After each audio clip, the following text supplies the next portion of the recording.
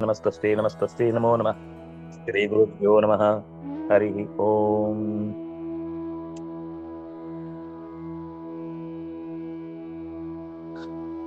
ಋಷಿಗಳು ಸುಮೇಧಸ್ ಆಡಿದ ಮಾತನ್ನು ನಾವು ನೋಡ್ತಾ ಇದ್ವಿ. ಕಾಣುವ ಈ ಜಗತ್ತೇ ಒಂದು ಸುಂದರವಾದ ಪ್ರತೀಕವಾಗಿ ದೇವಿಯನ್ನ ಹೊತ್ತು ನಿಂತಿದೆ. ಅವಳಿಂದಲೇ ಈ ಜಗತ್ತು ತುಂಬಿದೆ. ಹಾಗಿದ್ರು ಅವಳು ಮತ್ತೆ ಮತ್ತೆ ಹುಟ್ಟಿ ಬರ್ತಿರ್ತಾಳೆ. ನಾನು ಅದನ್ನೇ ನಿನಗೆ ಬಿಡಿಸಿ ಹೇಳ್ತೇನೆ. ದೇವತೆಗಳ ಎಲ್ಲಾ ಕಾರ್ಯವನ್ನ ಯಶಸ್ವಿಯಾಗಿಸ್ಲಿಕ್ಕೋಸ್ಕರ ಅವಳು ಯಾವಾಗ ಕಾಣಿಸಿಕೊಳ್ತಾಳೋ, ಅವಳು ಯಾವತ್ತೂ ಇರುವವಳೇ ಆಗಿದ್ರು ಕೂಡ ಆಗೆಲ್ಲ ಅವಳನ್ನ ಹುಟ್ಟಿದಳು ಅಂತ ಹೇಳ್ತಾರೆ. ಷಡ್ಗುಣೈಶ್ವರ್ಯ ಸಂಪನ್ನನಾದ ಎಲ್ಲದಕ್ಕೂ ಒಡೆಯನಾದಂತಹ ಮಹಾವಿಷ್ಣು ಚತುರ್ಮುಖನ ಒಂದು ದಿನವಾದ ಕಲ್ಪದ ಕಡೆಯಲ್ಲಿ ಜಗತ್ತೆಲ್ಲವನ್ನೂ ಕೂಡ ಮುಕ್ತಾಯಗೊಳಿಸ್ತಾನೆ. ಅಂದ್ರೆ ಅದು ಜಲಮಯವಾಗುತ್ತೆ. ಆಗ ಅವನು ಶೇಷನನ್ನ ಹಾಸಿಗೆ ಆಗಿಸಿಕೊಂಡು ಮಲಗಿ ಯೋಗ ನಿದ್ದೆಯನ್ನು ಮಾಡ್ತಾ ಇರ್ತಾನೆ.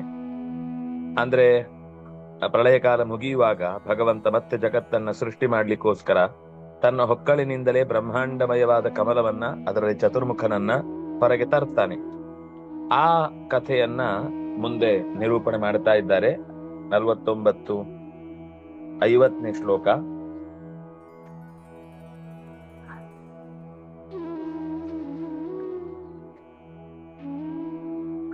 ಯದ್ ಯೋಗ ನಿದ್ರಾಂ ಯದಾ ವಿಷ್ಣು ಜಗತ್ತೇ ಕಾರಣವೀಕೃತೆ ಆಸ್ತೀರ್ಯ ಶೇಷಮಭಜತ್ ಕಲ್ಪಾಂತೆ ಭಗವಾನ್ ಪ್ರಭು ತದಾ ದ್ವಾವಸುರೌ ಘೋರೌ ವಿಖ್ಯಾತೋ ಮಧುಕೈಟಭೌ ವಿಷ್ಣು ಕರ್ಣಮಲೋದ್ಭೂತೌ ಹಂತುಂ ಬ್ರಹ್ಮಾಣ ಮುದ್ಯತೌ.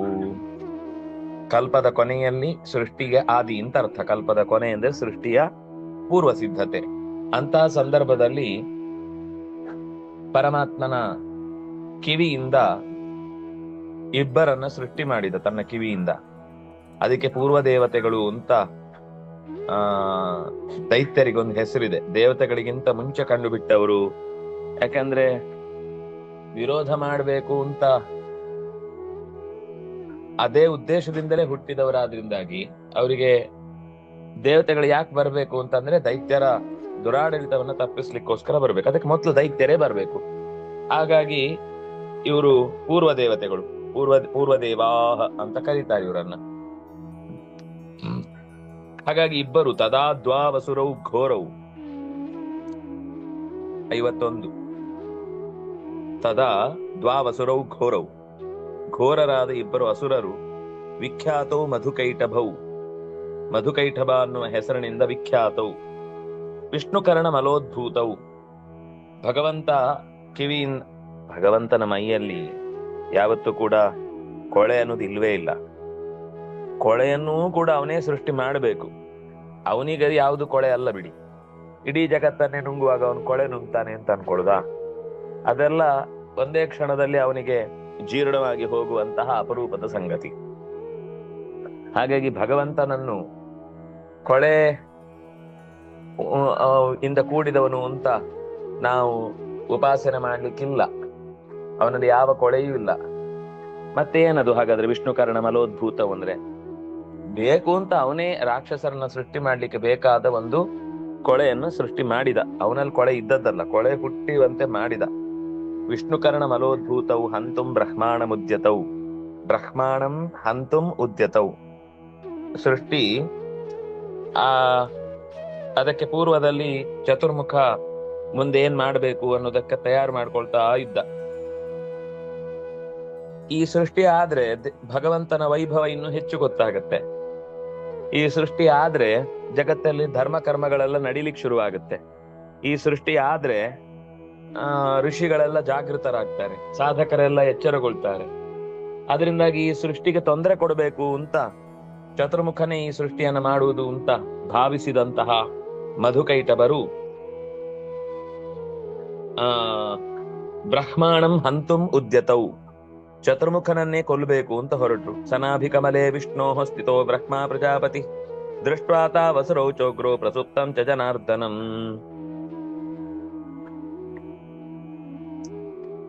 ವಿಷ್ಣುವಿನ ನಾಭಿಕಮಲದಲ್ಲಿದ್ದ ಎಲ್ಲ ಜೀವರಿಗೆ ಆಧಾರ ಸ್ತಂಭ ನೆನೆಸಿದ ಚತುರ್ಮುಖ ಉಗ್ರರಾದ ಅಸುರನನ್ನು ನೋಡಿದ. ಹಾಗೆ ಅಸುರ ಸಂಹಾರಕನಾದ ವಿಷ್ಣುವು ಕೂಡ ಕಣ್ಮುಚ್ಚಿದ್ದನ್ನ ಅಸುರರು ನೋಡಿದ್ರು. ಆ ಅಸುರರ ಸಂಹಾರಕ್ಕೋಸ್ಕರ ಭಗವಂತ ಹೇಳ್ಬೇಕಿತ್ತು. ಹಾಗಾಗಿ ಅವನ ಕಣ್ಣುಗಳನ್ನು ವಿಶೇಷವಾಗಿ ಆಶ್ರಯಿಸಿರುವ ಯೋಗನಿದ್ರಾ ಅನ್ನುವ ಹೆಸರಿನಿಂದ ಪ್ರಸಿದ್ಧಳಾದ ಮಹಾಲಕ್ಷ್ಮಿಯ ದುರ್ಗಾ ರೂಪವನ್ನ ಚತುರ್ಮುಖ ಪ್ರಾರ್ಥಿಸಿದ. ಅಂದ್ರೆ ಕಣ್ಣಿಗೆ ನಿದ್ದೆ ತರುವವಳು. ಭಗವಂತನಿಗೆ ಏನ್ ನಿದ್ದೆ ಬರಲ್ಲ. ನಮ್ಗೆಲ್ಲ ನಿದ್ದೆ ಬರಬೇಕು ಅಂತಂದ್ರೆ ತಮಸ್ಸಿನ ಅಭಿಮಾನಿನಿಯಾದ ದುರ್ಗೆ ಕೆಲಸ ಮಾಡಬೇಕು. ನಾವು ಸರಿಯಾಗಿ ದುರ್ಗಾರಾಧನೆ ಮಾಡಿದ್ರೆ ಸರಿಯಾದ ಕಾಲಕ್ಕೆ ಏಳುವುದು, ಸರಿಯಾದ ಕಾಲಕ್ಕೆ ಮಲಗುವುದು ಇತ್ಯಾದಿಗಳನ್ನು ಮಾಡ್ಲಿಕ್ಕೆ ಸುಲಭ ಆಗುತ್ತೆ. ನಾವು ದುರ್ಗೆಯನ್ನ ಸರಿಯಾಗಿ ತಿಳಿಲಿಲ್ಲ ಅಂದ್ರೆ ಆರಾಧನೆ ಬಿಡಿ. ಯಾರದು ಅಂತ ನಮಗೆ ಸರಿಯಾಗಿ ಕಲ್ಪನೆ ಇಲ್ಲ ಅಂದ್ರೆ ಯೋಗನಿದ್ರಾ ಅಂತ ಅವಳ ಹೆಸರು. ಯೋಗ ಮಾಯಾ, ಯೋಗ ನಿದ್ರಾ, ಮಹಾಮಾಯಾ ಇದೆಲ್ಲ ಲಕ್ಷ್ಮಿಯ ದುರ್ಗಾ ರೂಪ. ಅಂತಹ ಯೋಗಮಾಯಾ ಸ್ವರೂಪಳಾದ ಮಹಾಲಕ್ಷ್ಮಿ ಯೋಗ ನಿದ್ದೆಯಾಗಿ ಚತುರ್ಮುಖ ಪರಮಾತ್ಮನ ಕಣ್ಗಳಲ್ಲಿ ನೆಲೆಸಿದವಳು. ಅದಕ್ಕೆ ಆ ಶಬ್ದವನ್ನಲ್ಲಿ ಅದೇ ಹಾಕಿದ್ರು. ತುಷ್ಟಾವ ಯೋಗ ನಿದ್ರಾಂತಾಂ ಏಕಾಗ್ರ ಹೃದಯ ಸ್ಥಿತ ಪ್ರಬೋಧನಾರ್ಥಾಯ ಹರೇಹೇ ಹರಿನೇತ್ರ ಕೃತಾಲಯಾಂ. ಹರಿಯ ನೇತ್ರದಲ್ಲಿ ಆಲಯ ಮನೆ ಮಾಡಿದ ಯೋಗ ನಿದ್ರಾ ಅನ್ನುವ ಲಕ್ಷ್ಮಿಯ ದುರ್ಗಾರೂಪವನ್ನ ಚತುರ್ಮುಖ ಭಗವಂತನನ್ನ ಎಬ್ಬಿಸಿದ್ರೆ ಆಗ ಮುಂದಿನ ಕಾರ್ಯಭಾರಕ್ಕೆ ಸುಲಭ ಆಗುತ್ತೆ. ಹಾಗಾಗಿ ಅವಳನ್ನ ಪ್ರಾರ್ಥನೆ ಮಾಡ್ತಾನೆ. ಅಂದ್ರೆ ಅವಳು ಕೇವಲ ಈಗ ಎಬ್ಬಿಸುವುದು ಮಾತ್ರ ಅಲ್ಲ ಅಂತ ಮತ್ತೆ ಮುಂದೆ ಗೊತ್ತಾಗುತ್ತೆ. ಅವಳು ಯೋಗ ನಿದ್ರಾ ಅಂದ್ರೆ ಏನೆಲ್ಲ ಮಾಡ್ತಾಳೆ. ಭಗವಂತನ ಕಣ್ಣು ಮುಚ್ಚಿಸಿದ್ಲು ಅಂತ ಅರ್ಥ ಅಲ್ಲ. ಭಗವಂತನ ಕಣ್ಣಿನ ಅದಕ್ಕೆ ಹರಿನೇತ್ರ ಕೃತಾಲಯಾಂ ಅಷ್ಟೇ ಇದೆ ಅಲ್ಲಿ. ಆ ನಿದ್ದೆಗೆ ಅವಳು ನಿಯಾಮಕಳು ಅಂತಂದ್ರೆ ಭಗವಂತನ ನಿದ್ದೆಗಲ್ಲ. ನಿದ್ದೆ ಅಂತ ಅನ್ನೋದು ಹೇಗ್ ಮಾಡ್ಬೇಕು ಅಂತ ಮೊದಲೊಮ್ಮೆ ಅವನು ತೋರಿಸಿದ್ರೆ ನಾವೆಲ್ಲ ನಿದ್ದೆ ಮಾಡ್ಲಿಕ್ಕೆ ಆಗುತ್ತೆ. ನಿದ್ದೆ ಮಾಡುವಾಗ ಯಾರು ಕೆಲಸ ಮಾಡ್ತಾರೆ ಅಂತ ತೋರಿಸ್ಲಿಕ್ಕೆ ತನ್ನ ಕಣ್ಣಿನಲ್ಲೂ ಕೂಡ ಯೋಗ ಮಾಯೆಯನ್ನ ನಿದ್ದೆಗಾಗಿ ಅಳವಡಿಸಿಕೊಂಡ. ಅವಳಿಗೆ ಅದೊಂದು ಸೇವೆಯ ಭಾಗ್ಯ ಹೊರತು ಭಗವಂತನನ್ನ ಮಲಗಿಸುವುದು, ಭಗವಂತನ ಕಣ್ಣಿನಲ್ಲಿ ನೆಲೆಸಿ ಆ ನಿದ್ದೆಯನ್ನ ಮುಂದುವರಿಯುವಂತೆ ಮಾಡುವುದು ಇದು ಲಕ್ಷ್ಮಿಯ ಒಂದು ವಿಶೇಷವಾದ ತಂತ್ರ. ಆ ಕೆಲಸದಲ್ಲಿ ಅವಳು ಅತ್ಯಂತ ನಿಷ್ಠಳಾಗಿ ಕೆಲಸ ಮಾಡುತ್ತಾ ಇದ್ದಾಳೆ. ಅದನ್ನ ಚತುರ್ಮುಖ ಗಮನಿಸಿ ಅವಳನ್ನ ತುಷ್ಟಾವ. ನಾಭಿಕಮಲದಲ್ಲಿ ಚತುರ್ಮುಖನನ್ನು ಹೊತ್ತು ನಿಂತಹ ಪರಮಾತ್ಮನನ್ನು ಡಿಸ್ಟರ್ಬ್ ಮಾಡ್ಲಿಕ್ಕೆ ಹೋಗ್ಲಿಲ್ಲ. ಆ ಕಮಲದಲ್ಲಿ ಸನ್ನಿಹಿತನಾಗಿದ್ದ ಚತುರ್ಮುಖನನ್ನ ನಿಗ್ರಹಿಸುವುದಕ್ಕಾಗಿ ಮಧುಕೈಟವರು ಪ್ರಯತ್ನಿಸ್ತಾ ಇದ್ದಾರೆ. ವಿಷ್ಣೋಃ ಪ್ರಜಾಪತಿ ಬ್ರಹ್ಮ ನಾಭಿಕಮಲೆ ಸ್ಥಿತಃ. ವಿಷ್ಣೋಃ ನಾಭಿಕಮಲೆ ಬ್ರಹ್ಮ ಸ್ಥಿತಃ. ಅಂತಹ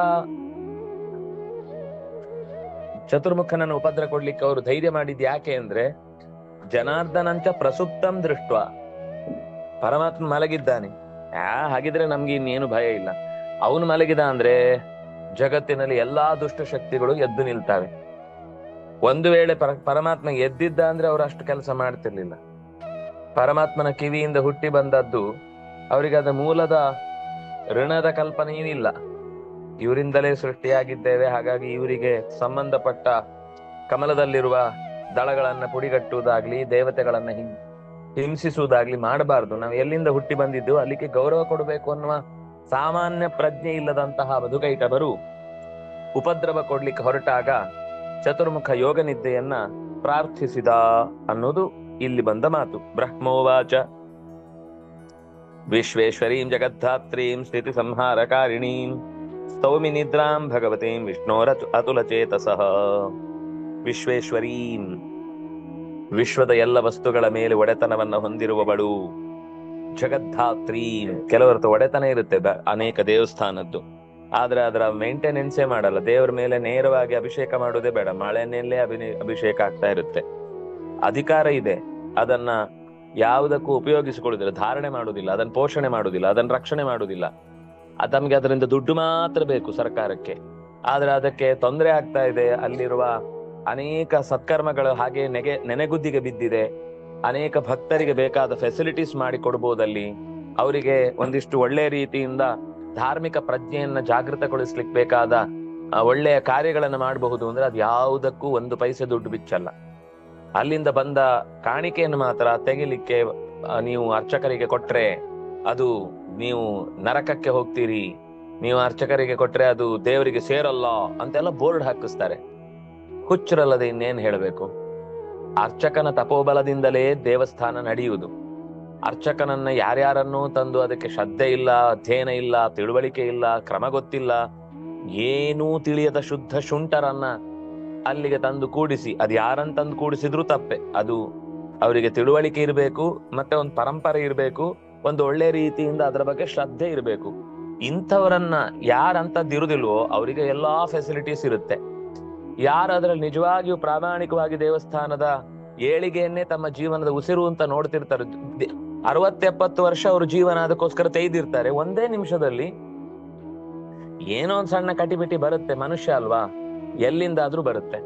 ಒಂದು ಗಲಾಟೆ ಸಣ್ಣದು ಬಂದ ತಕ್ಷಣ ಅದನ್ನ ಬೇಕು ಅಂತ ಈ ಕಡೆಯಿಂದಲೇ ಆ ಕಡೆಯಿಂದಲೇ ಅವರೇ ಸರ್ಕಾರದ ಒಂದಿಷ್ಟು ಜನರನ್ನ ಸೇರಿಸಿ ಒಂದಿಷ್ಟು ದೊಡ್ಡ ದೊಂಬಿ ಮಾಡಿ ಇಷ್ಟು ದೊಡ್ಡ ಗಲಾಟೆ ಆಗುದ್ರಿಂದಾಗಿ ನೀವು ದುಡ್ಡನ್ನು ಸರಿಯಾಗಿ ನಿರ್ವಹಣೆ ಮಾಡ್ತಾ ಇಲ್ಲ, ಆದ್ರಿಂದಾಗಿ ನಾವು ಸುಪರ್ದಿಗೆ ತಗೊಳ್ತೇವೆ ಅಂತ ಅಲ್ಲಿ ಬಂದು ತಮ್ಮ ಬೇಳೆ ಬೇಯಿಸ್ಲಿಕ್ಕೆ ಅಲ್ಲಿಂದ ಬರುವ. ಅದು ದುಡ್ಡಿಲ್ಲದ ಸಿ ಗ್ರೇಡ್ ಇದ್ದಾದ್ರೆ ಯಾರು ನೋಡ್ಲಿಕ್ಕೆ ಬರಲ್ಲ, ಮೂಸ್ಲಿಕ್ಕೆ ಬರಲ್ಲ. ಅಲ್ಲಿ ಯಾರು ಕೆಲ್ಸಕ್ಕಿಲ್ಲ, ಪೂಜೆಗಿಲ್ಲ, ನೋಡ್ಲಿಕ್ಕಿಲ್ಲ, ಕೇಳಲಿಕ್ಕಿಲ್ಲ, ಜನರಿಗಿಲ್ಲ, ಯಾರು ಅಲ್ಲಿ ಕೇಳಲ್ಲ. ನೀ ಯಾರು ಬೇಕಾದ್ರೆ ಏನ್ ಬೇಕಾದ್ರೂ ಮಾಡ್ಕೊಳ್ಳ ಅಂತ ದೇವಸ್ಥಾನ ನಮಗೂ ಬೇಡ, ಯಾಕಂದ್ರೆ ನಮ್ಗೇನು ಲಾಭ ಇಲ್ಲ.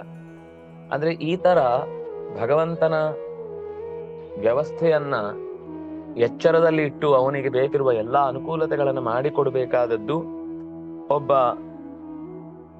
ಅಧಿಕಾರದಲ್ಲಿ ಇರಬೇಕಾದವನ ಕರ್ತವ್ಯ. ಆದ್ರೆ ಭಗವಂತನ ಸೊತ್ತಿಗೆನೆ ಕೈ ಹಾಕ್ಲಿಕ್ಕೆ ಹೊರಟ್ರು. ಅಂದ್ರೆ ಅವನು ಸೃಷ್ಟಿ ಮಾಡಿದ ಜಗತ್ತು ಅನ್ನೋದು ಚತುರ್ಮುಖನ ಆಸನವಾದಂತಹ ಕಮಲ. ಎಲ್ಲಿಂದ ಸೃಷ್ಟರಾದ್ರು, ಎಲ್ಲಿಂದ ನಮಗೆ ಲಾಭ ಇದೆಯೋ ಅಲ್ಲಿಗೆನೇ ಕೊಡಲಿ ಏಟು ಹಾಕುವುದು ಅಂತಂದ್ರೆ ಇದೆ. ತಾವೇ ಸಹಸ್ರಮುಖನಾದ ನಾರಾಯಣನಿಂದ ಸೃಷ್ಟರಾದವರು. ಸೃಷ್ಟರಾದ ಮೇಲೆ ಎಲ್ಲಿಂದ ನಮಗೆ ಉಪಕಾರ ಆಯಿತೋ ಅಲ್ಲಿಗೆ ಪ್ರತ್ಯುಪಕಾರ ಮಾಡ್ಲಿಕ್ಕಾಗದೇ ಇದ್ರು ಅಪಕಾರ ಮಾಡಬಾರದು ಅಂತ ನಿಯಮ. ಈ ತರ ಭಗವಂತನನ್ನೇ ಮಲಗಿದ್ದಾನೆ ಅನ್ನೋದನ್ನ ಗಮನಿಸಿ, ಕಳ್ಳರು ಯಾವಾಗ್ಲೂ ಹಾಗೆ ಯಜಮಾನ ಮಲಗಿದ್ದಾನೆ ಅಂತನ್ನುವಾಗ್ಲೇ ಬರುದು, ಅಥವಾ ಉಳಿದಂತೆ ಜನರು ಮಲಗಿದ್ದಾರೆ ಅಂತ ಗೊತ್ತಿರುವುದರಿಂದಲೇನೆ ಒಂದಿಷ್ಟು ಜಾತಿಯನ್ನು ಹಂಚುತ್ತಾರೆ, ಒಂದಿಷ್ಟು ಭಾಷೆಯನ್ನು ಹಂಚುತ್ತಾರೆ, ಒಂದಿಷ್ಟು ದೇಶವನ್ನು ಹಂಚುತ್ತಾರೆ. ಜನಕ್ಕೆ ಬಡದು ಎಬ್ಬಿಸಿದ್ರು ಅಯ್ಯೋ ನಿಮ್ಗೆ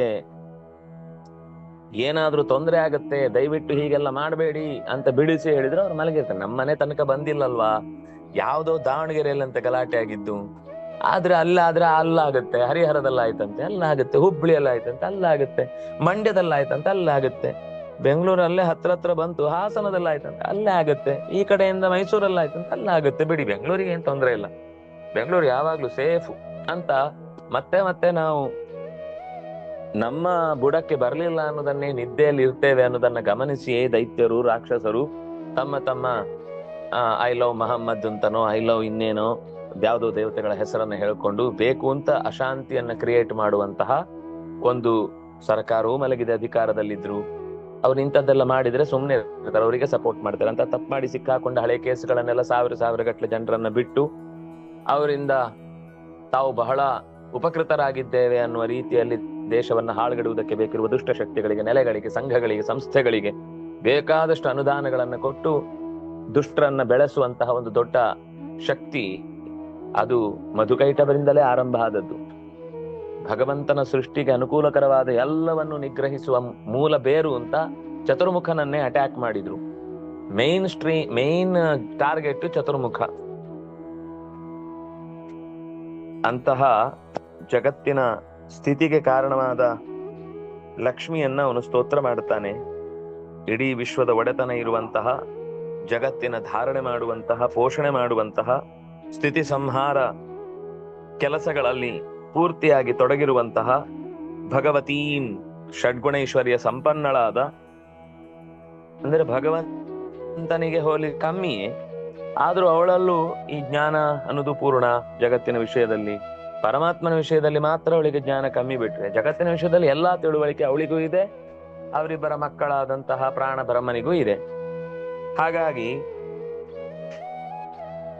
ವಿಷ್ಣೋರ್ ಅತುಲ ತೇಜಸಃ ನಿದ್ರಾಂ ಸ್ತೌಮಿ. ಅತುಲ ತೇಜಸಃ, ಯಾರ ತೇಜಸ್ಸಿಗೆ ತುಲನೆಯೇ ಇಲ್ಲವೋ, ಯಾರ ತೇಜಸ್ಸನ್ನ ನಾವು ಅಳೆಯುವುದಕ್ಕೆ ಸಾಧ್ಯ ಇಲ್ವೋ ಅಂತಹ ವಿಷ್ಣೋ ನಿದ್ರಾಂ ಸ್ತೌಮಿ, ಭಗವತೀಂ ನಿದ್ರಾಂ ಸ್ತೌಮಿ. ನಿದ್ರೆಯನ್ನು ಸ್ತೋತ್ರ ಮಾಡ್ತಾರೆ ಅಂದ್ರೆ ಆಗ ನಮ್ಮ ನಿದ್ದೆಯನ್ನು ಸ್ತೋತ್ರ ಮಾಡ್ಲಿಕ್ಕೆ ತುಂಬಾ ಜನ ಬರ್ಬೇಕು ಈಗ. ಯಾಕಂದ್ರೆ ನಾವು ನಿದ್ದೆಯಲ್ಲಿ ನಿಸ್ಸೀಮರು. ಇದು ಆ ನಿದ್ದೆ ಅಲ್ಲ, ಇದು ಭಗವತೀಂ ನಿದ್ರಾಂ. ನಮ್ಮ ನಿದ್ದೆಯನ್ನ ನಿಯಂತ್ರಿಸುವವಳು, ತಾನು ನಿದ್ದೆ ಮಾಡದೆ ಸದಾ ಎಚ್ಚರ ಇರುವವಳು, ಅವಳಿಗೆ ಹೆಸರು ನಿದ್ರಾ ಅಂತ. ನಮ್ಗೆ ನಿದ್ದೆ ಕೊಡುವವಳಾದ್ರಿಂದಾಗಿ ಅವಳು ನಿದ್ರೆ ಹೊರತು ನಮ್ಮ ನಿದ್ದೆ ಬಗ್ಗೆ ಹೇಳಿದ್ದಲ್ಲ. ತ್ವಂ ಸ್ವಾಹ ತ್ವಂ ಸ್ವದಾ ತ್ವಂ ಹಿ ವಷಟ್ಕಾರ ಸ್ವರಾತ್ಮಿಕಾ ಸ್ವಧಾತ್ವಮಕ್ಷರೇ ನಿತ್ಯೇ ತ್ರಿಧಾ ಮಾತ್ರಾತ್ಮಿಕಾ ಸ್ಥಿತ. ತ್ವಂ ಸ್ವಾಹ, ನೀನು ಅಗ್ನಿಯಲ್ಲಿ ಆಹುತಿಯನ್ನು ಕೊಡುವಾಗ ಸ್ವಾಹ ಅಂತ ಏನು ಹೇಳ್ತಾರೆ, ಇದು ನನ್ನದಲ್ಲ, ಸ್ವತ್ವಹಾನ, ಸ್ವತ್ವತ್ಯಾಗ, ಇದು ದೇವರೇ ಕೊಟ್ಟದ್ದನ್ನ ದೇವರಿಗೆ ಮರಳಿ ಒಪ್ಪಿಸ್ತಾ ಇದ್ದೇನೆ, ಅದಕ್ಕಾಗಿ ಅವನ ಅನ್ನವಾಗಿಸಿಕೊಳ್ಳಬೇಕಾದಂತಹ ಅಗ್ನಿಯಲ್ಲಿ ಸ್ವಾಹ ಅನ್ನುವಂತವನ ಮಡದಿಗೆ ಗುರುತಾಗಿಟ್ಟುಕೊಂಡು ಭಗವಂತನಿಗೆ ಮುಟ್ಟಿಸು ಅಂತ ಇಬ್ಬರನ್ನ ಜೊತೆಗೂಡಿ ಕಳುಹಿಸಿಕೊಡ್ತಾ ಇದ್ದೇನೆ. ದೇವರಿಗೆ ಮುಟ್ಟಿಸು ಸ್ವಾಹ. ಮುಟ್ಟಿಸುವುದು ಅಗ್ನಿ ಅಥವಾ ಅಗ್ನಿ ಮಡದಿ ಮಾತ್ರ ಅಲ್ಲ, ಅವಳಲ್ಲಿ ನಿಂತು ಸ್ವತಃ ಸ್ವಾಹ ಅನ್ನುವ ಶಬ್ದ ವಾಚ್ಯಳಾದಂತಹ ಲಕ್ಷ್ಮೀದೇವಿಯೇ ಸ್ವಾಹ. ತ್ವಂ ಸ್ವಧಾ, ಪಿತೃದೇವತೆಗಳಿಗೆ ಮುಟ್ಟಿಸುವಂತಹ ಸ್ವಧಾಕರ್ತೃ ಶಕ್ತಿಯು ಅವಳೇ. ಸ್ವತ್ವಂ ಧಾರಯತಿ, ಮನೆಯ ಆಸ್ತಿಯನ್ನ, ಉಳಿದಂತೆ ಜಗತ್ತಿನ ಅನೇಕ ಅಂಶಗಳನ್ನ ಉಳಿಸುವವಳು ಅವಳು. ಹಾಗಾಗಿ ನನ್ನ ಆಸ್ತಿ ನನಗೆ ಉಳಿಬೇಕು ಅನ್ನುವ ವ್ಯವಸ್ಥೆಯನ್ನ ಸ್ಥಿರಗೊಳಿಸುವುದಕ್ಕೋಸ್ಕರನೇ ಪಿತೃಕರ್ಮಾದಿಗಳನ್ನ ಮಾಡುವುದು ಅಂತ. ಹಾಗಾಗಿ ಸ್ವಧಾ ಅಂದ್ರೆ ಸ್ವತ್ವಧಾರಣ, ತಂದೆಯಿಂದ ತಾಯಿಯಿಂದ ದೇಹಕ್ಕೆ ಬಂದಂತಹ ಅನುಕೂಲತೆಗಳು ಮತ್ತು ಪರಂಪರೆಯಿಂದ ಬಂದಂತಹ ವಿಶೇಷವಾದ ಇನ್ನೇನಾದ್ರೂ ಸಾಧನೆಗೆ ಅನುಕೂಲಕರವಾದ ವಾತಾವರಣ ಇದ್ರೆ ಅದು ಎಲ್ಲರಿಗೂ ಒಂದೇ ತರ ಇರುತ್ತೆ ಅಂತ ಹೇಳಿಕ್ ಬರುದಿಲ್ಲ. ಒಬ್ಬೊಬ್ಬರಿಗೆ ಒಂದೊಂದ್ ತರದ ಸಪೋರ್ಟ್ ಇರುತ್ತೆ. ದುಡ್ಡಿಂದಿರ್ಬೋದು, ಕೆಲವರಿಗೆ ಸಪೋರ್ಟ್ ಅಂದ್ರೆ ಮಾನಸಿಕವಾಗಿರ್ಬೋದು, ಕೆಲವರಿಗೆ ದೈಹಿಕವಾಗಿರ್ಬೋದು. ಒಟ್ಟು ಬೇರೆ ಬೇರೆ ರೀತಿಯಿಂದ ಪರಂಪರಾಗತವಾದದ್ದು ತಾತ್ಕಾಲಿಕವಾದ್ರೂ ಕೂಡ ಅದು ಅವರಿಗೆ ಋಣನೆ. ಆ ಋಣವನ್ನ ತೀರಿಸ್ಲಿಕ್ಕೋಸ್ಕರನೇ ನಾವು ಪಿತೃಕರ್ಮವನ್ನು ಮಾಡಿ ಸ್ವಧಾ ಅಂತ ಪಿತೃಭ್ಯ ಸ್ವಧಾ ಅಂತ ಹೇಳಲೇಬೇಕು. ಹೇಳಿದ್ರೆ ಮಾತ್ರ ನಾವು ಸದ್ಗತಿಯನ್ನ ಪಡಿತೇವೆ, ಅಥವಾ ನಮ್ಮ ಕರ್ತವ್ಯಗಳನ್ನ ಮುಂದಿನವರು ಅರ್ಥವತ್ತಾಗಿ ನಡೆಸ್ತಾರೆ. ಇಲ್ಲ ಅಂದ್ರೆ ನಮ್ಗೆ ಶರೀರ ಸಿಗ್ಲಿಕ್ಕೆನೆ ಸಾವಿರಾರು ವರ್ಷ ಆಕಾಶದಲ್ಲೇ ತಿರುಗ್ತಾ ಬೀಳ್ಬೇಕು. ಶರೀರಕ್ಕೆ ತುಂಬಾ ಮಹತ್ವ ಇದೆ. ಆದ್ರಿಂದಾಗಿ ಸ್ವಧಾ ಅನ್ನುವ ಶಕ್ತಿಯಾಗಿ ಪ್ರಕೃತಿಯಲ್ಲಿ ಮಣ್ಣು ನೀರು ಗಾಳಿ ಬೆಂಕಿ ಆಕಾಶಗಳನ್ನ ತಾಯಿಯಿಂದ ಹೀರಿ ಕೊಟ್ಟವಳು ಇವಳೇ. ಅದನ್ನಾಗಿ ಇವಳೇ ಸ್ವಧಾ, ನಮ್ಗೆ ಬೇಕಿರುವ ಸ್ವತ್ವವನ್ನ ಧಾರಣೆ ಮಾಡಿ ಕೊಟ್ಟವಳು ಇವಳೇ. ತ್ವಂ ಹಿ ವಷಟ್ಕಾರ, ಅಷ್ಟೇ ಅಲ್ಲ, ಯಜ್ಞದಲ್ಲಿ ವಷಟ್ಕಾರ ಅಂತ ವಷಟ್ ಶಬ್ದದಿಂದ ಆಕರಣೆ ಮಾಡ್ಲಿಕ್ಕಿದೆ. ಆ ವಷಟ್ಕಾರನು ಅವಳೇ. ಸ್ವರಾತ್ಮಿಕ, ಮಂತ್ರದಲ್ಲಿರುವಂತಹ ಮೇಲೆ ಕೆಳಗೆ ಅಕ್ಕಪಕ್ಕ ಅದು ಪ್ರಚಯ, ಉದಾತ್ತ ಅನುದಾತ್ತ ಸ್ವರಿತಾದಿಗಳ ಸ್ವರ ಪ್ರಕ್ರಿಯೆಗೆ ಕಾರಣನಾದವಳು ಅವಳೇ. ಅದರಿಂದಾಗಿ, ಅಥವಾ ಸ್ವರ ಅಂದ್ರೆ ಕೇವಲ ಸ್ವರಾಕ್ಷರಗಳಿಗೆ ಬರುವಂತಹ ವೇದದ ಏರಿಳಿತಗಳು ಮಾತ್ರ ಅಲ್ಲ. ಸ್ವರ ಅಂದ್ರೆ ನಾವು ಮಾತನಾಡುವ ಪ್ರತಿಯೊಂದು ಅಕ್ಷರದಲ್ಲಿಯೂ ಕೂಡ ನೀವು ಯೋಚನೆ ಮಾಡಿ, ಸ್ವರ ಇಲ್ಲದೆ ಇದ್ರೆ ನಾವು ಒಂದೇ ಒಂದು ಪದ ಹೇಳಲಿಕ್ಕೆ ಆಗುದಿಲ್ಲ. ನಾವು ಪದ ಇವತ್ತು ಮಾತಾಡ್ತಾ ಇದ್ದೇವೆ ಅಂದ್ರೆ ಅದಕ್ಕೆ ಕಾರಣ ಮುಖ್ಯ ಸ್ವರ. ಹಾಗಾಗಿ ಎಷ್ಟು ಭಾಷೆಗಳಲ್ಲಿ ಎಷ್ಟು ತರದ ಶಬ್ದಗಳಿವೆಯೋ ಅದರಲ್ಲಿ ಅ, ಇ, ಉ, ಎ, ಓ ಇಂತಹ ಅಕ್ಷರಗಳು ಇಲ್ಲದೆ ಮಾತಾಡ್ಲಿಕ್ಕೆ ಆಗತ್ತಾ ಅಂತ ಯೋಚಿಸಿ. ಹಾಗಾಗಿ ನಾವು ಮಾತನಾಡುವಂತಹ ಉದಾತ್ತಾನುದಾತ್ತ ಸ್ವರಿತ ಸ್ವರ ಅನ್ನೋದು ಒಂದಾದ್ರೆ, ಉಳಿದಂತೆ ನಮ್ಮ ನಿತ್ಯದ ಚಟುವಟಿಕೆಗಳಿಗಾಗಿ ಮಾತನಾಡುವಂತಹ ಸ್ವರದಲ್ಲೂ ಕೂಡ ಅವಳು ವಿಶೇಷವಾಗಿ ನೆಲೆಸಿದ್ದಾಳೆ. ಅದರಿಂದಾಗಿ ಅಕ್ಷರಗಳೆಲ್ಲ ಚೆನ್ನಾಗಿ ನಮ್ಮಿಂದ ಹೊರಹೊಮ್ಮುವುದಕ್ಕೆ ಕಾರಣವಾದಂತಹ ಮಾತೃಕಾ ದೇವತೆ ಅದು ಅವಳೇ. ಮಾಯಾ ಸ್ವರೂಪಳೆ. ಸುಧಾತ್ವಮಕ್ಷರೇ ನಿತ್ಯೇ ತ್ರಿಧಾ ಮಾತ್ರಾತ್ಮಿಕಾ ಸ್ಥಿತ. ಚೆನ್ನಾಗಿ ಸುಷ್ಟು ಧಾರಯತಿ, ಚೆನ್ನಾಗಿ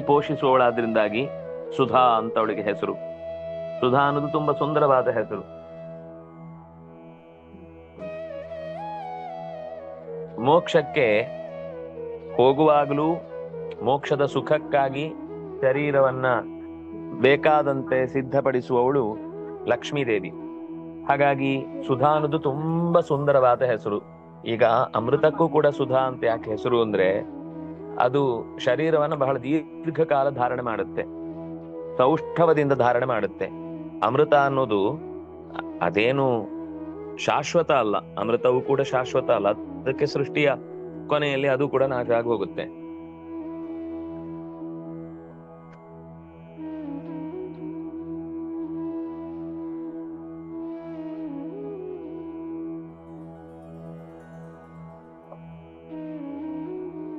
ಆದ್ರಿಂದ ಅಮೃತ ಅನ್ನೋದು ಏನ್ ಮಾಡುತ್ತೆ ಅಂದ್ರೆ ನಮ್ಮ ಸಾವನ್ನ ಮುಂದೂಡುತ್ತಷ್ಟೆ. ಒಂದು ಭಾಗವತದ ಬಗ್ಗೆ ಪದ್ಮಪುರಾಣದಲ್ಲಿ ಮಾಹಾತ್ಮ್ಯವನ್ನು ಹೇಳುವ ಒಂದು ಕಥೆ ಬರುತ್ತೆ. ಏನು ಅಂದ್ರೆ,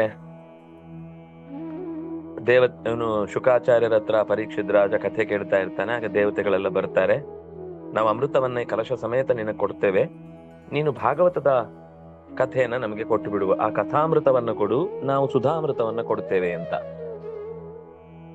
ಆಗ ಪರೀಕ್ಷಿತ ಎಷ್ಟು ಚೆನ್ನಾಗಿ ಹೇಳ್ತಾನೆ, ಬೇಡ, ನನಗೆ ಕಥಾಮೃತವೇ ಬೇಕು, ನನಗೆ ಆ ಸುಧಾಮೃತ ಬೇಡ. ಎಲ್ಲರೂ ಆಶ್ಚರ್ಯ ಪಡ್ತಾರೆ. ಇದು ದೇವತೆಗಳೇ ಬೇಕು ಅಂತ ಬಯಸಿ ಪಡೆದು ಎಷ್ಟೆಲ್ಲ ಕಾರ್ಯ ಸಾಧನೆ ಮಾಡಿ ಉತ್ತಮ ಸ್ಥಿತಿಗೆ ಹೋಗ್ತಾರೆ. ದೇವತೆಗಳು ಬೇಕು ಅಂತ ಅನ್ನೋದನ್ನ ಅವರೇ ಬೇಡ ಅಂತ ನಿನ್ನ ಕೈಗೆ ತಾವಾಗಿ, ಯಾಕಂದ್ರೆ ಅದನ್ನ ಪಡಿಲಿಕ್ಕೆ ಏನೆಲ್ಲ ಹಾರಾಟ, ಏನೆಲ್ಲ ಹೋರಾಟ, ಏನೆಲ್ಲ ಯುಗ ಯುಗದ ರಂಪಾಟ, ಇದೆಲ್ಲವನ್ನು ಗಮನಿಸಿಯೂ ಕೂಡ ನೀನು ಅಮೃತ ಬೇಡ ಅಂತ ಹೇಳ್ತಿ, ಬರೀ ಕಥೆ ಸಾಕು ಅಂತ ಹೇಳ್ತೀಯಲ್ಲ ಅಂತ ಅಂದಾಗ ಪರೀಕ್ಷಿತ ಹೇಳುವ ಮಾತು ಅಂದ್ರೆ, ಅದು ಸುಧಾ ಅನ್ನೋದು ಎಷ್ಟು ಮುಖ್ಯ ಆಗತ್ತೆ. ಅಮೃತ ಅನ್ನೋದು ಅದು ಈಗಕ್ಕೆ ಧಾರಣೆ ಮಾಡುತ್ತೆ, ಈಗದ ಸಾವನ್ನ ಕಳಿಯತ್ತೆ. ಆದ್ರೆ ಸಾವನ್ನ ಮುಂದೂಡತ್ತೆ ಹೊರತು ಒಂದ್ ದಿವಸ ಸಾಯ್ಲೇಬೇಕು. ಆದ್ರೆ ಕಥಾಮೃತ ಹಾಗಲ್ಲ. ಇದು ಕಥಾಮೃತ ನಮ್ಮ ಈ ಸಾವಿನ ದವಡೆಯಿಂದ ಪಾರು ಮಾಡಿ ಮೋಕ್ಷವನ್ನು ಕೊಡುತ್ತೆ. ಸುಧಾ ಮೋಕ್ಷ ಕೊಡಲ್ಲ, ಈ ಭಗವತ್ ಕಥಾಮೃತ ಮೋಕ್ಷ ಕೊಡುತ್ತೆ. ಅದನ್ನಾಗಿ ನನಗೆ ಈ ಸಂಸಾರದ ಜಂಜಾಟದಿಂದ ಪಾರಾಗ್ಬೇಕು ಹೊರತು ಸಂಸಾರದ ಜಂಜಾಟವನ್ನ 4 ದಿವಸಕ್ಕೆ ಮುಂದೂಡುವುದು ಉದ್ದೇಶ ಅಲ್ಲ. ಆದ್ರಿಂದಾಗಿಯೇ ಹಾಗಾದ್ರೆ ದೇವತೆಗಳು ಯಾಕೆ ದಡ್ರ, ಅವ್ರು ಯಾಕೆ ಪಡ್ಕೊಂಡ್ರು ಅಂದ್ರೆ, ಅದು ಅವ್ರು ಇದ್ದಷ್ಟು ದಿವಸ ಭಗವಂತನ ಕಾರ್ಯ ಚಟುವಟಿಕೆಗಳಲ್ಲಿ ಘಾಸಿಯಾಗದೆ ತಮ್ಮ ಕರ್ತವ್ಯವನ್ನು ನಿರ್ವಹಿಸಬೇಕು ಅಂತ ಮೋಕ್ಷವನ್ನ ಸಂಪಾದಿಸ್ಲಿಕ್ಕೆ ಬೇಕಿರುವ ಪೂರ್ವ ಸಿದ್ಧತೆಯಾಗಿ ಕೊಟ್ಟದ್ದು. ಇವನಿಗೆ ಡೈರೆಕ್ಟ್ ಅದೇ ಸಿಗ್ತಾ ಇದೆ ಅಂತ ಅಂದದ್ರಿಂದ, ಅಂದ್ರೆ ಇಲ್ಲಿ ಮಹಿಮೆಯನ್ನ ಹೇಳುವ ಉದ್ದೇಶ ಇತ್ತು. ಕಥಾಮೃತ ಅನ್ನೋದು ನಾವು ತ್ಯಾಗ ಮಾಡಿ ಬೇರೆ ಯಾವುದೋ ಸುಖಕ್ಕೋಸ್ಕರ ನಾವು ಹೋಗ್ತೇವೆ ಅಂದ್ರೆ ನಮ್ಮಷ್ಟು ಮೂರ್ಖರು ಇನ್ನೊಬ್ರು ಇಲ್ಲ ಅಂತ. ಯಾವತ್ತು ಪಾಠ ಚಿಂತನೆ ನಮ್ಮ ಭಗವದ್ ಧ್ಯಾನಕ್ಕೆ ಅನುಕೂಲಕರವಾದ ದಾರಿಯನ್ನ ಎಂದೂ ಕೂಡ ಎಷ್ಟು ಕಷ್ಟ ಆದ್ರೂ ಬಿಟ್ಕೊಡ್ಬಾರದು. ಎಂತ ದುಸ್ಥಿತಿ ಬಂದ್ರೂ ಕೂಡ ಅದನ್ನ ದೂರ ಇಡಬಾರದು. ಅದೇ ಜೀವನದ ಮುಖ್ಯದ ಗುರಿ ಆಗ್ಬೇಕು ಹೊರತು ಅದು ಒಂದು ಆಪ್ಷನ್. ಬೋರ್ ಆದಾಗ ಒಂಚೂರು ಸಮಯ ಕಳಿಲಿಕ್ ಬೇಕು. ಮನೇಲಿ ನಮ್ಮನ್ನ ಯಾರು ಕೂಡ ಹೆಚ್ಚು ಲೆಕ್ಕಕ್ಕೆ ತಗೊಳ್ಳಲ್ಲ, ಅದರಿಂದಾಗಿ ಇಲ್ಲಿ ಒಂಚೂರು ಸಮಯ ಕಳೆಯೋಣ ಅಂತ ಇಷ್ಟೇ ನಮ್ಮ ಉದ್ದೇಶವಾಗಿಟ್ಟುಕೊಂಡು ನಾವು ಅಂತಹ ಪಾಠ ಪ್ರವಚನ ಅಥವಾ ಚಿಂತನೆಗಳಿಗೆ ನಮ್ಮನ್ನ ಅಣಿಯಾಗಿಸುವುದಲ್ಲ. ಅದು ಬದುಕಿನುದ್ದಕ್ಕೂ ಕೂಡ ನಮ್ಮ ಉಸಿರಾಗಿ ನಿಲ್ಬೇಕು ಅನ್ನುವುದಕ್ಕೋಸ್ಕರ ಅದನ್ನ ಸುಧಾ ಅಂತ ಕರೀತಾರೆ. ಇವಳು ಅಂತಹ ಸುಧೆಯನ್ನ ಕೊಡುವವಳು. ಎಂತಹ ಸುಧೆ? ಮತ್ತೆ ಸುಷ್ಟು ಧಾರಣೆ, ಸುಷ್ಟು ಪೋಷಣೆ, ಅದು ಅಮೃತಕ್ಕಿಂತಲೂ ಮಿಗಿಲಾದದ್ದು.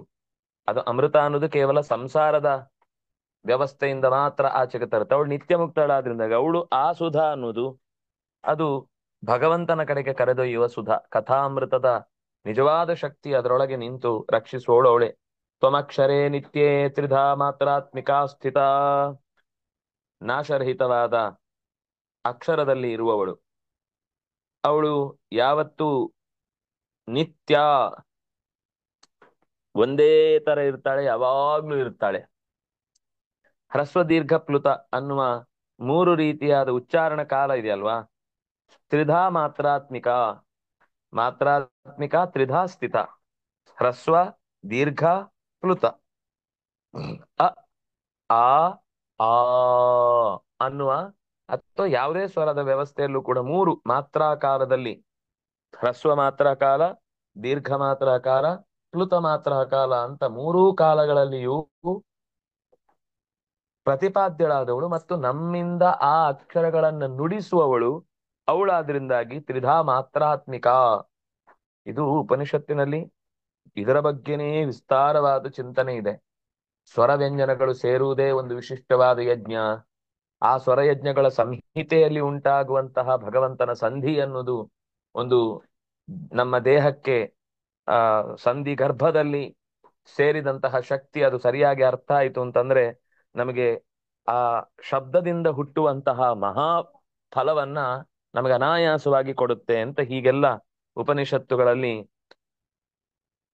ಮಾತ್ರಾ ಸಂಧಿ ಅನ್ನುವಲ್ಲೆಲ್ಲ ಅದರ ನಿರೂಪಣೆ ಬರುತ್ತೆ. ಅರ್ಧ ಮಾತ್ರ ಸ್ಥಿತ ನಿತ್ಯ ಯಾನುಚ್ಚಾರ್ಯ ವಿಶೇಷತ ತ್ವಮೇವ ಸಂಧ್ಯಾ ಸಾವಿತ್ರಿ ತ್ವಂ ದೇವಿ ಜನನೀ ಪರಾ. ಹೇ ದೇವಿ, ತ್ವಂ ಅರ್ಧ ಮಾತ್ರ ಸ್ಥಿತ. ನಾವು ಅರ್ಧ ಅಕ್ಷರಗಳನ್ನ ಹೇಳುದುಂಟು. ಅಕ್ಷರಗಳನ್ನ ವ್ಯಂಜನಗಳನ್ನ ಪ್ರತ್ಯಕ್ ಅಂತ ಕ್, ಸಮ್ಯಕ್, ಆಪತ್, ವಿಪತ್ ಅಂತೆಲ್ಲ ತ್ ಅಂತ ಹೇಳಿ ತ್ ಅಂತ ನಾನು ಹೇಳುವಾಗ ಅಲ್ಲಿ ಬಂತು.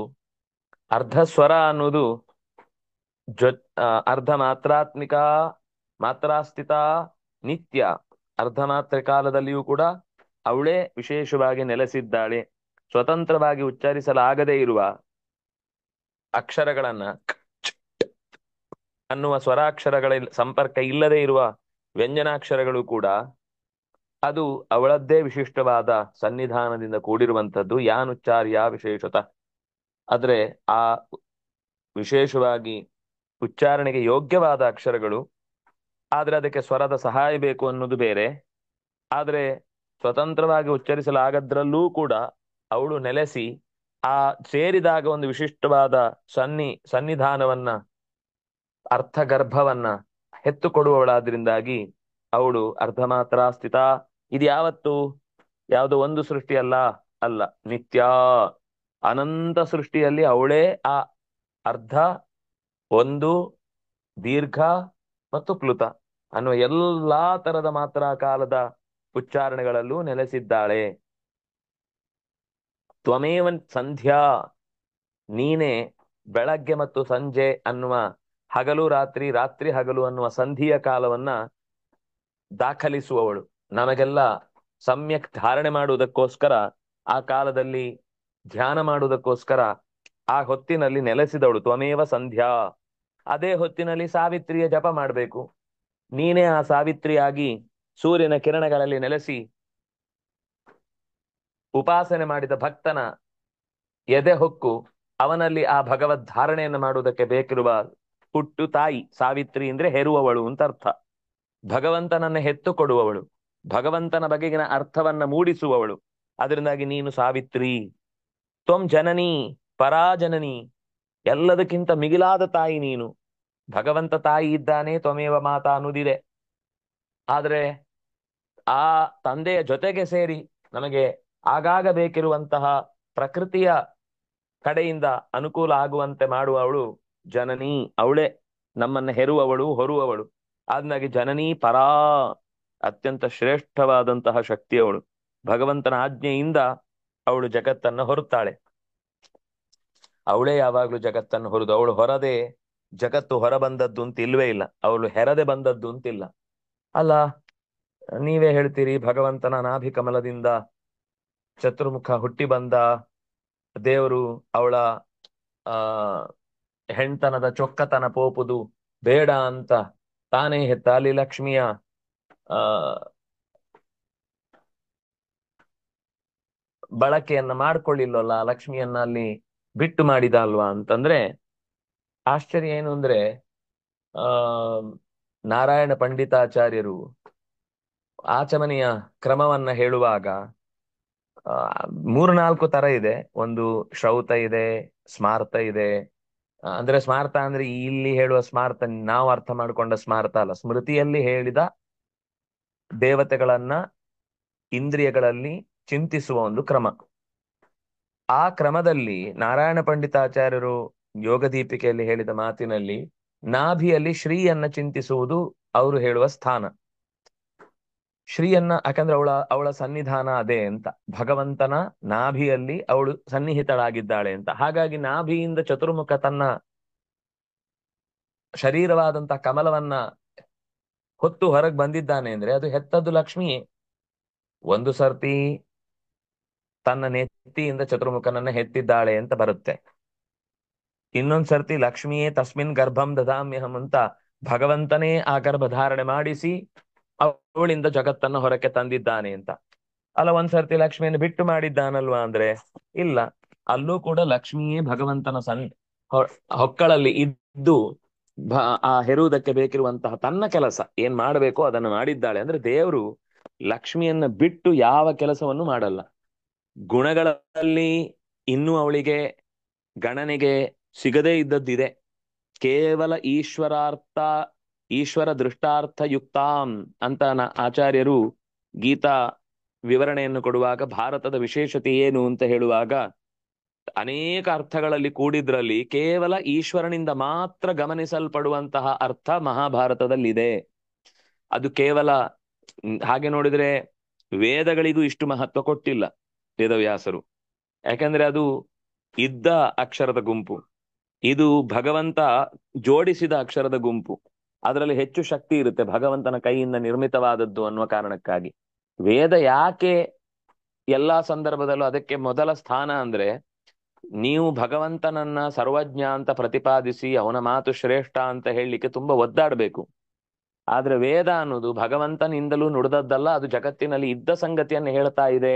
ಇದನ್ನು ಎಲ್ಲಾ ಮತೀಯರು ಒಪ್ಪಿದ್ದಾರೆ ಅನ್ನುವ ಕಾರಣಕ್ಕೋಸ್ಕರ ವೇದವನ್ನ ಅಪೌರುಷೇಯ ಅಂತಂದಾಗ ಅದರ ಮಹತ್ವವನ್ನು ಹೇಳುದು. ವೇದೋಖಿಲೋ ಧರ್ಮ ಮೂಲಂ ಅಂದ್ರೆ ಬದಲಾಗದ ಸತ್ಯ, ಬದಲಾಗದ ಸಂವಿಧಾನದ ತತ್ವವನ್ನ ಬೋಧಿಸುವುದು ವೇದವೇ. ಆದ್ರೆ ಬೋಧಿಸುವುದಕ್ಕೆ ಅನುಕೂಲಕರವಾಗಿ ಮತ್ತೆ ನಮಗೆ ಭಗವಂತ ಅದನ್ನ ಪ್ರತಿ ಸೃಷ್ಟಿಯಲ್ಲೂ ಹೊಸ ಹೊಸ ರೀತಿಯಿಂದ ಹೊಸೆದು ಕೊಡುವವನು ಭಗವಂತ. ಆದ್ರಿಂದ ಅದರಲ್ಲಿ ಇನ್ನಷ್ಟು ಮಹತ್ವ ಇದೆ ಅನ್ನೋದನ್ನ ತಿಳಿಸುವುದಕ್ಕೋಸ್ಕರ ಆಚಾರ್ಯರೇ ಎತ್ತಿ ಎತ್ತಿ ಆ ವಿವರಣೆಯನ್ನು ನೀಡಿದ್ದಾರೆ. ಹಾಗಾಗಿ ಈಶ್ವರನಿಂದ ಮಾತ್ರ, ಭಗವಂತನಿಂದ ಮಾತ್ರ ಕಾಣುವಂತಹ ಒಂದು ಅರ್ಥ ಇದೆ ಅಂದ್ರೆ ಲಕ್ಷ್ಮಿಯಲ್ಲಿ ಕಂಡಿಲ್ಲ ಅಂತ ಅರ್ಥ. ಅಂದ್ರೆ ಎಲ್ಲಾ ರೀತಿಯಿಂದಲೂ ಭಗವಂತ ದೇಶದಿಂದ ಕಾಲದಿಂದ ಆಕೆಯನ್ನು ಬಿಟ್ಟು ಬದುಕಿಯೇ ಇಲ್ಲ. ಗುಣದಿಂದ ಮಾತ್ರ ಕೆಲವು ಇನ್ನೂ ಅವಳಿಗೆ ಗೊತ್ತಾಗ್ಲಿಕ್ಕೆ ಇನ್ನು ಸ್ವಲ್ಪ ಅಲ್ಲ. ಲಕ್ಷ್ಮೀ ಅಕ್ಷೀಣ ದೀಕ್ಷಾ, ಅನಂತ ಕಾಲದಿಂದ ಲೆಕ್ಕ ಮಾಡ್ತಾ ಇದ್ರೂ ಕೂಡ ಇನ್ನೂ ಭಗವಂತನ ಮತ್ತು ಅವಳ ನಡುವಿನ ಅಂತರವನ್ನ ಒಂದು ಚೂರು ಕುಗ್ಗಿಸ್ಲಿಕ್ಕಾಗಿಲ್ಲ, ಅದು ಕುಗ್ಗುವುದೂ ಇಲ್ಲ. ಹಾಗಂತೇಳಿ ಕುಗ್ಗಿಸ್ಲಿಕ್ಕೆ ಆಗ್ತಿಲ್ಲ ಅಂತ ನೀನೇನು ನನಗೆ ಇಷ್ಟೆಲ್ಲ ಸತಾಯಿಸ್ತಾ ಇದ್ದೀನಿ ಅಂತ ಅವಳು ಬೇಸರ ಮಾಡಿಲ್ಲ. ಅವಳಿಗೆ ಖುಷಿನೇ. ಹೊಸ ಅರ್ಥ ಕಂಡಷ್ಟು ಹೊಸತಾಗಿ ಆಲೋಚನೆ ಮಾಡ್ಲಿಕ್ಕೆ ಸಿಕ್ಕಿದಂತಹ ಅವಕಾಶವನ್ನ ಕೃತಜ್ಞತೆಯಿಂದ ನೆನಪಿಸಿಕೊಳ್ತಾಳವಳು. ಹಾಗಾಗಿ ಭಗವಂತನ ಗುಣ ಅನ್ನೋದನ್ನ ಅವಳು ಪ್ರೀತಿಯಿಂದ ಲೆಕ್ಕ ಮಾಡ್ತಾಳೆ ಹೊರತು ಇದೊಂದು ಏನೋ ಕೆಲಸ ಕೊಟ್ಬಿಟ್ಟಿದ್ದಾರೆ, ಇಷ್ಟು ಸಂಬಳ ತಗೋಬೇಕು ಅಂದ್ರೆ ಇದ್ ಮಾಡೇ ಒದ್ದಾಡಿ ಸಾಯ್ಬೇಕು ಅಂತ ಒಂದು ದಿವಸ ಅವಳ ಮನಸ್ಸಿನಲ್ಲಿ ಅಥವಾ ಕ್ಷಣವೂ ಕೂಡ ಅಸಡ್ಡೆ ಅಂತ ಅನ್ನೋದು ಅವಳ ಒಳ ಬಗೆಯಲ್ಲಿ ಹುಟ್ಟುವುದು ಸಾಧ್ಯ ಇಲ್ಲ. ಆದ್ರಿಂದ ಅಂತಹ ಜನನೀ, ಜಗತ್ತಿಗೆ ತಾಯಿ ಅವಳು. ಜನನೀ ಪರಾ ತ್ವಯೈತದ್ಧಾರ್ಯತೆ ವಿಶ್ವಂ ತ್ವಯೈತತ್ ಸೃಜ್ಯತೆ ಜಗತ್ ತ್ವಯೈತತ್ ಪಾಲ್ಯತೆ ದೇವಿ ತ್ವಮತ್ಸ್ಯತೆ ಚ ಸರ್ವದಾ. ನೀನು ಹೊತ್ತಿದ್ದಿ, ನೀನು ಹೆತ್ತಿದ್ದಿ, ನೀನು ರಕ್ಷಿಸುತ್ತಿದ್ದಿ ಮತ್ತು ಕೊನೆಗೆ ಮುಗಿಸುತ್ತಿದ್ದಿ. ನೀನೇ ಮುಗಿಸುವವಳು, ನೀನೇ ನೆಲೆಗೊಳಿಸುವವಳು, ನೀನೇ ತರುವವಳು, ನೀನೇ ಹೊರುವವಳು. ಹೊತ್ತು ಹೆತ್ತು ಇರಿಸಿ ಮುಗಿಸುವ ನೀನು ಕೇವಲ ಯಾವುದೋ ಒಂದು ಕಾಲದಲ್ಲಿ ಮಾತ್ರ ಅಲ್ಲ, ಸರ್ವದಾ ಎಲ್ಲಾ ಕಾಲದಲ್ಲಿ ಈ ಜಗತ್ತಿನ ಕಾರ್ಯಭಾರವನ್ನು ಭಗವಂತನ ಅನುಜ್ಞೆಗೆ ಅನುಗುಣವಾಗಿ, ಭಗವಂತನ ಸಂಕಲ್ಪಕ್ಕೆ ಸರಿಯಾಗಿ ಈ ಸೃಷ್ಟಿಯನ್ನ ನಿರಂತರ ಮಾಡ್ತಾ ಇರುವವಳು ಅನ್ನುವುದನ್ನ ಈ ಪದ್ಯದ ಮೂಲಕ ಹೇಳಿದ್ರು. ವಿಸೃಷ್ಟವು ಸೃಷ್ಟಿ ರೂಪಾತ್ವಂ ಸ್ಥಿತಿ ರೂಪಾ ಚ ಪಾಲನೆ ತಥಾ ಸಂಹೃತಿ ರೂಪಾಂತೆ ಜಗತೋಸ್ಯ ಜಗನ್ಮಯೇ. ಒಂದು ಜಗನ್ಮಾಯ ಅಂತಂದಾಗ ಅದು ಭಗವಂತನದ್ದೇ ಸ್ತ್ರೀ ರೂಪ ಅಂದಾಗ ನಮ್ಗೇನು ಪ್ರಶ್ನೆನೇ ಇಲ್ಲ. ಆದ್ರೆ ಅದು ದುರ್ಗಾ ಅಂತ ಶಬ್ದ ಬಂದು ಅಥವಾ ಮಾಯಾ ಅನ್ನುವ ಶಬ್ದದಿಂದ ಬಂದು ಹೇಳಿದ್ರಿಂದಾಗಿ ಅದು ಲಕ್ಷ್ಮಿಗೂ ಅಷ್ಟೇ ಮುಖ್ಯವಾದ ಕಾರ್ಯಭಾರ. ಸುಮ್ಮನೆ ಎಲ್ಲರನ್ನ ಸಂತೋಷ ಆಗ್ಲಿ ಅಂತ ದೇವರಿಗೂ ಅದು ಅರ್ಥ, ಲಕ್ಷ್ಮಿಗೂ ಅದು ಅರ್ಥ, ಪ್ರಾಣನಿಗೂ ಅದು ಅರ್ಥ ಅಂತ ಹೇಳಿದ್ದಲ್ಲ. ವೇದಮಂತ್ರಗಳಲ್ಲಿ ಅನೇಕ ಕಡೆಗಳಲ್ಲಿ, ಆದ್ರೆ ಒಂದು ಮಿತಿ ಇದೆ. ಇಂದ್ರಾದಿ ದೇವತೆಗಳಿಗೆ ಸ್ವಲ್ಪ ಭಾಗ ವೇದದಲ್ಲಿ ಪ್ರವೇಶ ಇದೆ ಅಂದ್ರೆ ಅವರನ್ನ ಹೇಳುವ ಮಂತ್ರಗಳಲ್ಲಿ ಪ್ರವೇಶ ಇದೆ. ಅವರನ್ನ ಹೇಳದೇ ಇದ್ದ ಜಾಗಗಳಲ್ಲಿ ಅವ್ರಿಗೆ ಪ್ರವೇಶ ಇಲ್ಲ. ಯಾರ್ಯಾರು ಅವರವರಿಗೆ ಬೇಕಿರುವ ಅರ್ಥವನ್ನ ತಿಳ್ಕೊಳ್ಬೇಕು ಅಂತ ಬಯಸ್ತಾರೆ, ಅದಕ್ಕೆ ತಕ್ಕ ಅರ್ಥವನ್ನ ತೆರೆದಿಡುವಂತಹ ಶಕ್ತಿಯಾಗಿ ಆಕೆ ಲೋಕದಲ್ಲಿ ಪ್ರಕಟಗೊಳ್ತಾಳೆ. ಸಂಹೃತಿ ರೂಪಾಂತೆ ಜಗತೋಸ್ಯ ಜಗನ್ಮಯಿ. ಸೃಷ್ಟಿ ಮಾಡುವಾಗ ಸೃಷ್ಟಿ ಮಾಡುವವಳಾಗಿ ಬರ್ತಾಳೆ. ಸ್ಥಿತಿ, ಅದನ್ನ ಹೇಗಾದ್ರೂ ಸರಿಯಾದ ಒಂದು ಗುಂಗಲ್ಲಿ ಇರಿಸಬೇಕು ಅಂತ ಪ್ರಯತ್ನಿಸಿದಾಗ ಸ್ಥಿತಿ ರೂಪಕ್ಕೆ ಬರ್ತಾಳೆ. ಕೊನೆಗೆ ಅದನ್ನ ಸಂಹೃತಿ ರೂಪ ಅಂತೆ ಕೊನೆಗೊಳಿಸುವಂತಹ ಪ್ರಸಂಗ ಬಂದಾಗ, ಜಗತ್ತನ್ನ ಮುಕ್ತಾಯಗೊಳಿಸಬೇಕು ಅಂತ ಬಂದಾಗ, ಜಗತೋಸ್ ಹೇ ಜಗನ್ಮಯೇ, ಈ ಜಗತ್ತಿನ ಎಲ್ಲೆಡೆ ತುಂಬಿದವಳೇ, ಅಸ್ಯ ಜಗತಃ ಸಂಹೃತಿ ರೂಪ ಅಂತೆ ತಥಾ, ಕೊನೆಗೆ ಸಂಹೃತಿ ರೂಪ ಅದನ್ನು ಮುಕ್ತಾಯಗೊಳಿಸಬೇಕು ಅನ್ನುವಂತಹ ಹಂತಕ್ಕೆ ಹೋಗುವಾಗ್ಲೂ ಕೂಡ ಅವಳೇ ಇನ್ನೊಂದು ರೂಪದಿಂದ, ಒಂದು ರೂಪದಿಂದ ಸೃಷ್ಟಿಗೆ ಸಂಬಂಧಿಸಿದ ಹಾಗೆ ನಾರಾಯಣನ ಜೊತೆಗೆ ಪ್ರತ್ಯೇಕವಾಗಿ ಅಲ್ಲ. ಇದರಲ್ಲೆಲ್ಲ ಕಡೆ ಒಂದು ಸಾಮಾನ್ಯ ನಿಯಮ ತಿಳ್ಕೊಳ್ಬೇಕಾದ್ದು, ಎಂದೂ ಕೂಡ ಭಗವಂತನನ್ನು ಬಿಟ್ಟು ಆಕೆ ಕಾರ್ಯಭಾರವನ್ನು ನಡೆಸಿದ್ದಿಲ್ಲ. ಆದರೆ ಭಗವಂತ ಕೆಲವೊಮ್ಮೆ ನೇರವಾಗಿ ಇಲ್ಲದೇ ಇದ್ರೂ ಕೂಡ ಅವನ ಸಂಜ್ಞಾನುಸಾರ ಕೆಲವು ಆಲೋಚನೆಗಳನ್ನು ಅವನು ಮಾಡಿಯೇ ಲೋಕದ ಕ್ಷೇಮವನ್ನು ಬಯಸ್ತಾನೆ. ಅದರಿಂದಾಗಿ ಪ್ರಾಣ ಜಗತ್ತಿಗೆ ತ್ರಾಣ.